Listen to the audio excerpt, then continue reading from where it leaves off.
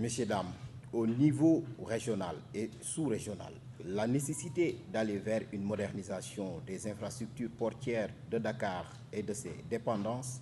coïncide avec cette course effrénée aux investissements colossaux et à l'attractivité des ports concurrents vis-à-vis des investissements étrangers. À cette concurrence accrue, il faudrait sans doute ajouter l'intégration régionale à travers la mise en œuvre effective de la zone de libre-échange économique continentale africaine ZLECAf, qui présente une opportunité de redynamisation du commerce maritime africain. Ce projet ambitieux d'intégration régionale qu'est la ZLECAf constitue donc pour les ports africains et pour le port autonome de Dakar une opportunité de bénéficier d'un marché unique réunissant 54 pays, soit un marché unique de 1,3 milliard de personnes, tout en augmentant la contribution du commerce maritime africain, représentant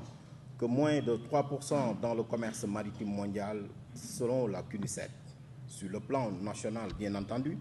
la mise en cohérence entre les orientations nationales matérialisées par la vision 2050 et les orientations stratégiques du port autonome de Dakar repose sur un certain nombre d'initiatives et de décisions clés rappelées lors du dernier Conseil interministériel sur les infrastructures maritimes et portières. Il nous incombe donc, chers acteurs du secteur portier, au vu de tout ce qui précède, d'asseoir et de maintenir une bonne dynamique et une cohérence sans égale avec les axes stratégiques de la nouvelle stratégie nationale de développement lors de ces ateliers de repositionnement du port autonome de Dakar. C'est l'occasion de relever que les jours à venir seront chargés d'une noble mission, de poser les jalons fixateurs des meilleures orientations pour reconfigurer le port autonome de Dakar et en faire un levier essentiel de développement économique et social, porteur de croissance et créateur d'emplois viables. Aux collègues, je dirais à la famille portière et différents membres de sous-comité, je vous exhorte à donner le meilleur de vous-même afin de mettre à notre disposition des livrables de qualité.